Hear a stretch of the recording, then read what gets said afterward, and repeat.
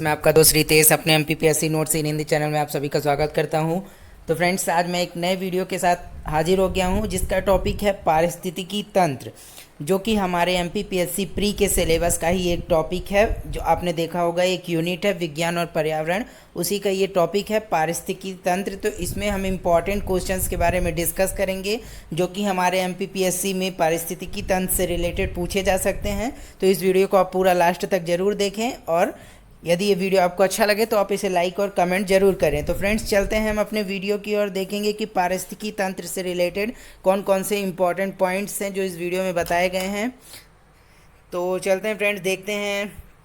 सबसे पहले देखते हैं पहला पॉइंट क्या है। सर्वप्रथम अर्नेस्ट हैकल ने 1869 में इकोलॉजी, पारिस्थितिकी तंत्र जो शब्द है जिसे इंग्लिश में इकोलॉजी कहा जाता है, उसका प्रयोग किया था। किसने किया था? तो अर्नेस्ट हैकल ने किया था।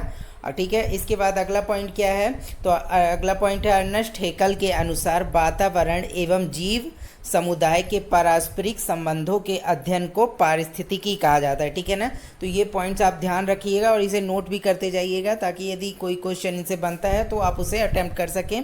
ठीक है। इसके बाद अगला क्वेश्चन क्या है? पारिस्थितिकी तंत्र, इकोसिस्टम शब्द का सर्वप्रथम उपयोग एजी टेंसले ने कब 1955 में किया था? तो इकोसिस्टम शब्द का प्रयोग किसने किया था?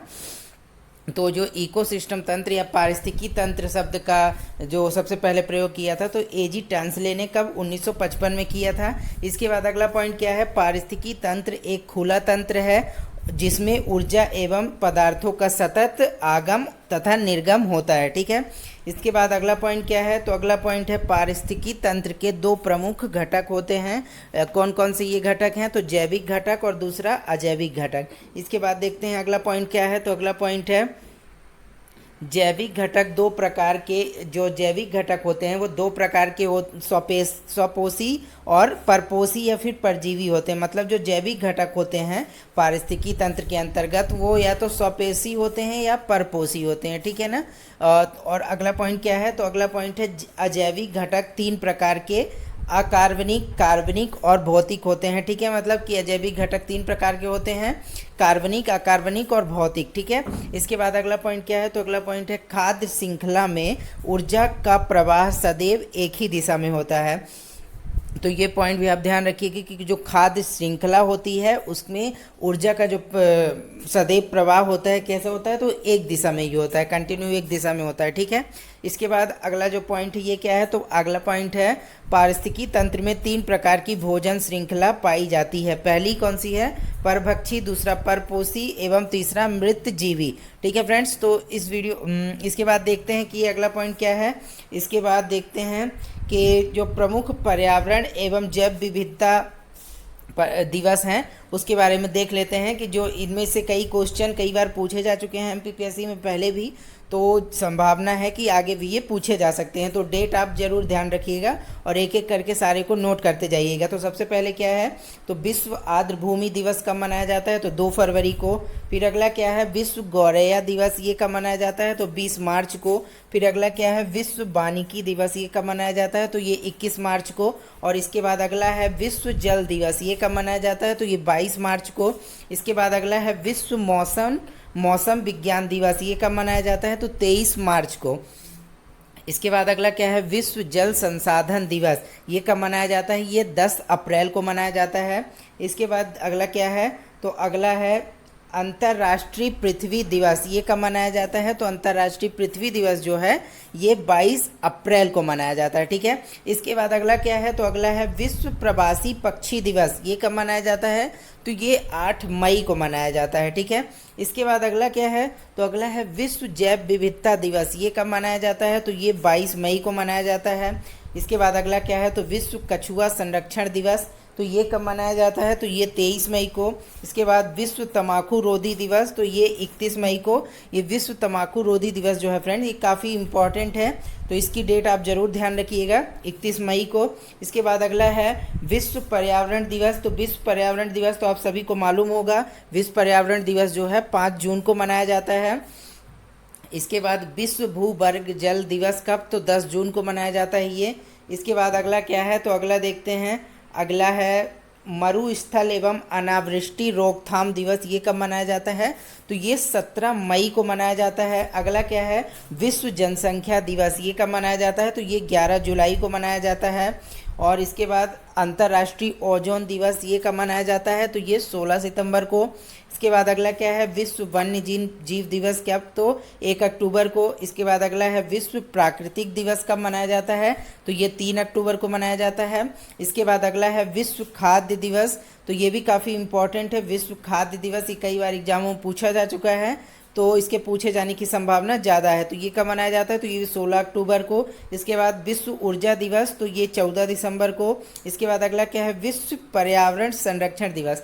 कन्फ्यूजन नहीं करिएगा फ्रेंड, विश्व पर्यावरण दिवस 5 जून को, और विश्व पर्यावरण संरक्षण दिवस ये कब मनाया जाता है? तो 25 दिसंबर को। ठीक है, इसके बाद हम देखते हैं कि आगे भी कुछ पॉइंट्स देख लेते हैं। पर्यावरण पर आधारित महत्वपूर्ण प्रश्न, जो पर्यावरण से रिलेटेड कुछ महत्वपूर्ण प्रश्न हैं जो कि पूछे जा सकते हैं पारिस्थितिकी तंत्र के अंतर्गत, तो उसके बारे में भी हम देख लेते हैं कि भारत में सबसे अधिक वन किस प्रदेश में है? तो मध्य प्रदेश में है। और इसके बाद परऑक्सी एसिटिल नाइट्रेट क्या है? तो ये एक वायु प्रदूषक है।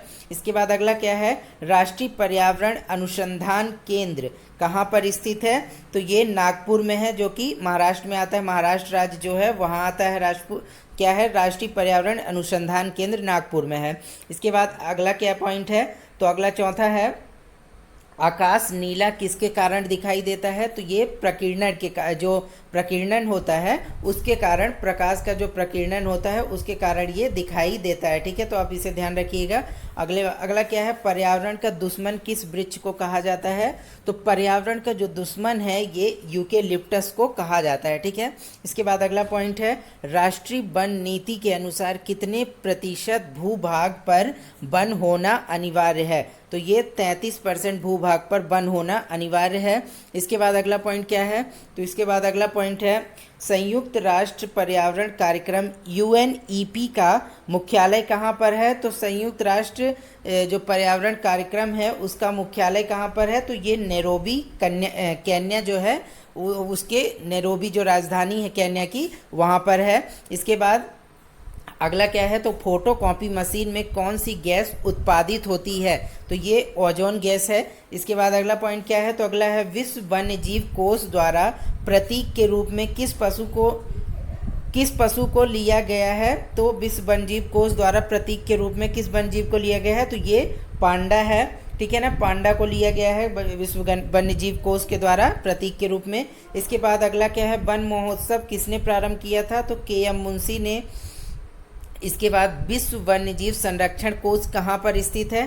तो ये स्विट्जरलैंड में स्थित है। इसके बाद क्या है? सबसे प्राचीन काल से उगाया जाने वाला फल वृक्ष कौन सा है? तो सबसे प्राचीन काल से उगाया जाने वाला फल वृक्ष जो है क्या है? तो ये है खजूर। खजूर का जो है फल वो सबसे पहले प्राचीन समय से ही उगाया जाता रहा है। इसके बाद अगला क्या है? ग्रीन हाउस प्रभाव का प्रत्यक्ष परिणाम क्या होगा? तो ग्रीन हाउस प्रभाव यदि इसका परिणाम क्या होगा कि ग्लेशियर्स जो हैं जैसे अंटार्कटिका वगैरह में या हिमाचल प्रदेश वगैरह में, ये सभी जो हैं ये पिघलने लगेंगे। जैसे जैसे ग्रीन हाउस प्रभाव बढ़ता जाएगा तो ये ग्लेशियर पिघलते जाएंगे, जिससे समुद्रों का जल स्तर बढ़ेगा और धीरे धीरे जो तटीय स्थलीय देश हैं, तटी में जो तट में स्थित हैं द्वीप वगैरह, वो डूबने लगेंगे जैसे ही समुद्र का जल स्तर बढ़ेगा ग्लेशियर्स के पिघलने से। ठीक है, इसके बाद अगला पॉइंट क्या है? भारत में वृक्षों का आदमी किसे कहा जाता है? तो सुंदरलाल बहुगुणा को कहा जाता है वृक्षों का आदमी। इसके बाद अगला पॉइंट है, बायोटेक्नोलॉजी पार्क कहाँ पर स्थित है?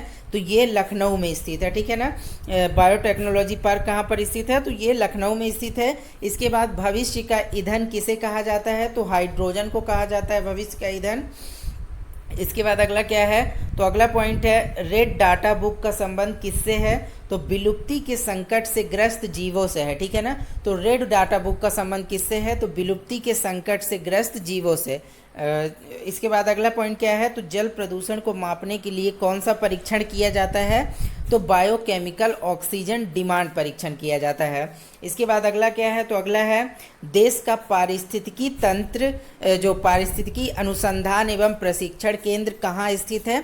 तो ये जो बेंगलुरु है उसके कर्नाटक राज्य जो है उसकी राजधानी बेंगलोर में स्थित है। ठीक है, इसके बाद अगला पॉइंट क्या है, तो ये है भारतीय वन प्रबंध संस्थान कहाँ है, तो ये भोपाल में स्थित है। ठीक है, मध्य प्रदेश की राजधानी जो भोपाल है वहाँ पर ये स्थित है। तो ठीक है फ्रेंड्स, इस वीडियो में मैंने आपको जितने भी इम्पोर्टेंट क्वेश्चंस के बारे में डिस्कस किया है तो उन सभी के आप नोट्स ज़रूर बनाएं, और मेरे आने वाले जितने भी नए नए MPPSC प्री से रिलेटेड वीडियोस हों या मेंस से रिलेटेड वीडियोस हैं उन्हें देखने के लिए आप मेरे चैनल MPPSC नोट्स इन हिंदी को सब्सक्राइब कर लें, ताकि मेरे आने वाले सभी वीडियोज़ के नोटिफिकेशन वो आपको टाइम टू टाइम मिलते रहें।